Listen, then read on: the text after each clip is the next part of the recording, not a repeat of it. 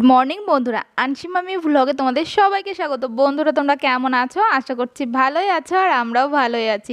বন্ধুরা, আজকে বুধবার, আর এখন ঘড়িতে বাজে সকাল 9:30। তো এখন থেকেই তোমাদের সাথে নিয়ে আমি আমার ভ্লগটা স্টার্ট করছি।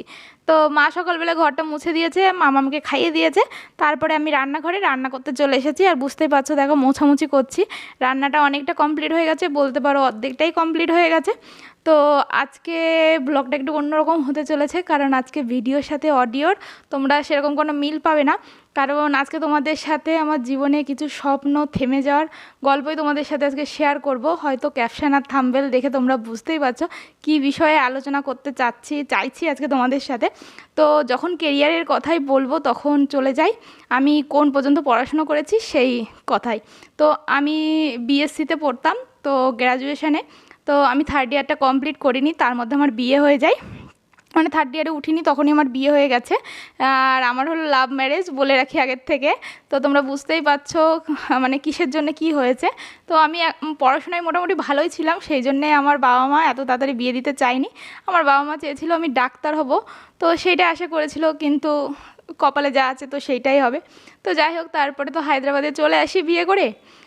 তারপরে এইবার বাড়ি থেকে বলেছিল পড়াশোনা কর, পড়াশোনা কর, এই বাড়ি চলে আয়, গ্র্যাজুয়েশন কমপ্লিট কর, বা তারপরে পড়াশোনা কর, চাকরি বাকরির পরীক্ষা দে, বা মেডিকেলের জন্যে খাট। তো যাই হোক, এরকম করে করে মানে দিনগুলো কাটছিল। কিন্তু আমার বর কিছুতেই চাইছিল না যে আমি বাড়ি গিয়ে পড়াশোনা করি, বা বাড়ি গিয়ে কোনো চাকরি করি, তাহলে ওর থেকে আলাদা থাকতে হবে। তো সেটা আমার বর চাইছিল না, যা করবে ওর কাছে থেকে করতে হবে। তো যাই হোক, তাও বরকে কোনো মতে বুঝিয়ে, মানে কিছু একটা হয়েছিল, আমার শরীরটা একটু ভালো ছিল না, তো সেই জন্য বাড়িতে গিয়েছিলাম।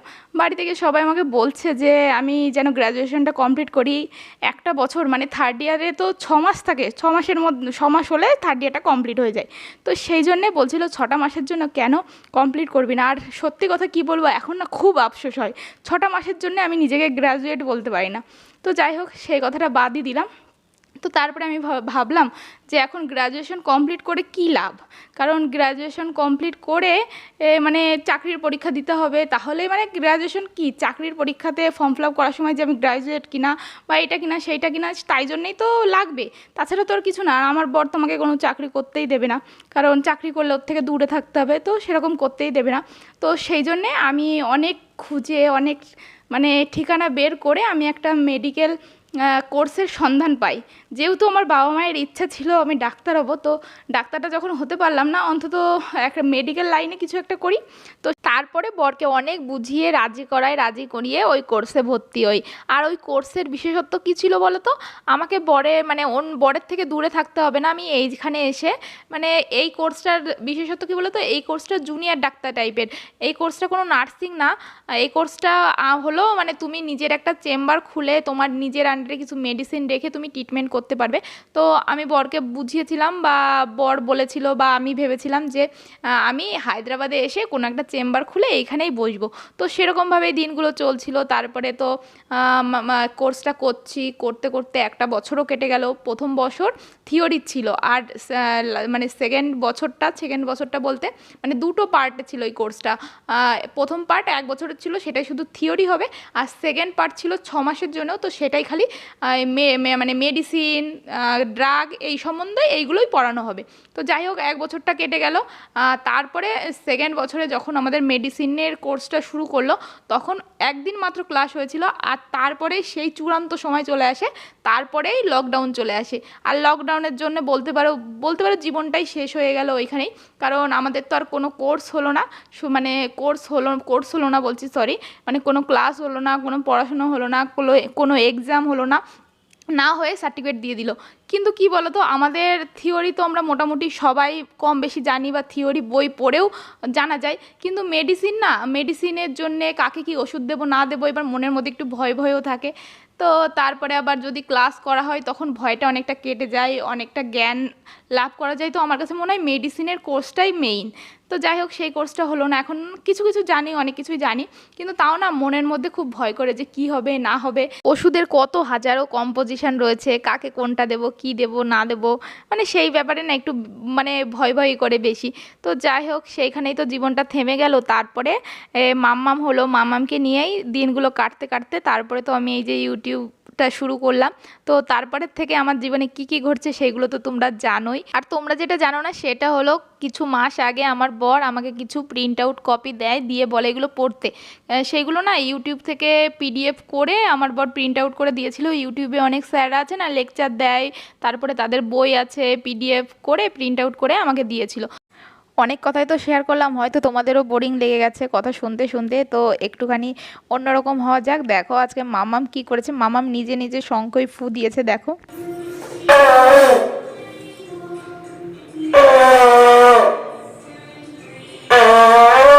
ওমা আনছি ফু দিচ্ছে দেখো, ফুদাও ফুদাও আবার ফুদাও, ফুদাও ফুদাও,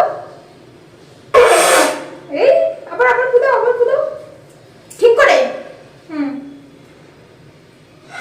এখন কিন্তু দুষ্টুমি করছো করে ফুদতে, এরকম মুখ বন্ধ করে।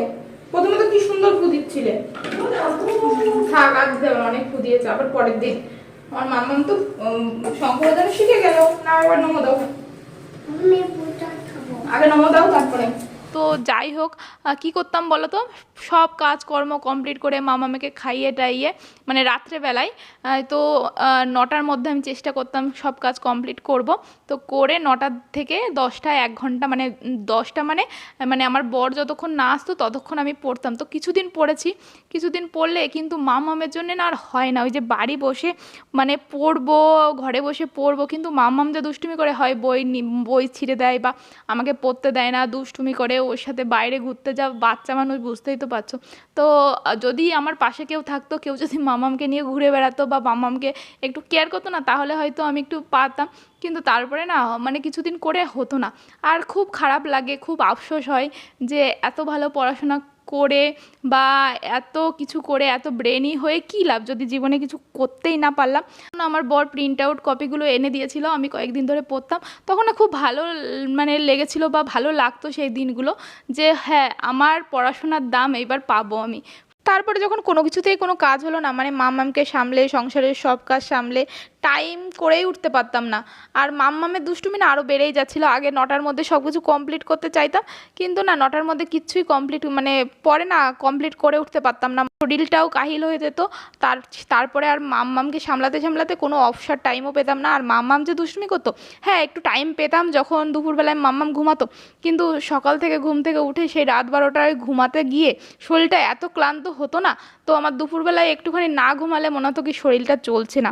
তো যাই হোক সেই জন্যে আরও হতো না, কিন্তু অনেক দিন পর বর আমাকে আজকে একটা অফার দিল, আমাদের এক জায়গায় যাওয়ার কথা ছিল, সেই জন্য আমি সকাল সকাল স্নান করে একেবারে তৈরি হয়ে গেছি। বরকে বলেছি, মানে বর বলেছিল 10টার সময় যাব, মানে আমি বলেছিলাম 10টার মধ্যে আমি কমপ্লিট মানে সব কাজ কমপ্লিট করে সারতে পারবো, কিন্তু যদিও 10টার মধ্যে সব কিছু কমপ্লিট করে উঠতে পারিনি, 10টা 10 বেজে গেছিলো। তাড়াহুড়ো করে বরকে ফোন করলাম, তাড়াতাড়ি এসো, তোমার খাবার বেড়েছি, তুমি খেয়ে যাও, খেয়ে টেয়ে তারপরে আমরা বেরোবো। কিন্তু বর বললো যে ও নাকি মাল আনতে অনেকটা দূরে গেছে, আসতে না অনেকটা দেরি হবে, ও দোকানে নেই। তো যাই হোক তারপরে বরের খাবারটা তো দেখলে ঢাকা দিয়ে রাখলাম, ঢাকা দিয়ে রেখে আমি মাম্মাম মা সবাই খেয়ে নিলাম। মাম্মামও আমাদের সাথে বসে আজকে খেয়ে ভালোই খেয়েছিল। তো তারপরে এই দেখো আমি থালা বাসন ধুয়ে নিচ্ছি, আর তারপরে ওই যে মাম্মামকে স্নান করিয়ে দিয়েছি, 11টা বেজে গেছিলো, সেই জন্য মাম্মামকেও স্নান করিয়ে দিলাম। তো স্নান টান করিয়ে মাম্মাম দেখেছে যে ওর বাবা এসেছে 11টার দিকে, 11টার পরে। তো তখন ওর বাবাকে দেখে মাম্মাম ওইদিকে গিয়ে লুকিয়েছে। তো ওর বাবার হাতে আমি এই যে হেয়ার ড্রায়ারটা ধরিয়ে দিয়ে তারপরে মাম্মামকে ডেকে নিয়ে আসলাম। তো আমার বরকে বললাম যে এখন যাবে তো তাড়াতাড়ি খেয়ে নাও। তো বর বললো কি আজকে আর যাওয়া হবে না, কারণ 11টা বেজে গেছে, মানে 11টা বেজে গেছে বলতে 11টার বেশি বেজে গেছে, এখন আর যাওয়া হবে না। তো আমার বর যদি আমার সাথে থাকতো না, হয়তো আমি অনেক কিছু করতে পারতাম বা যাই হোক কিছু তো একটা করতে পারতামই।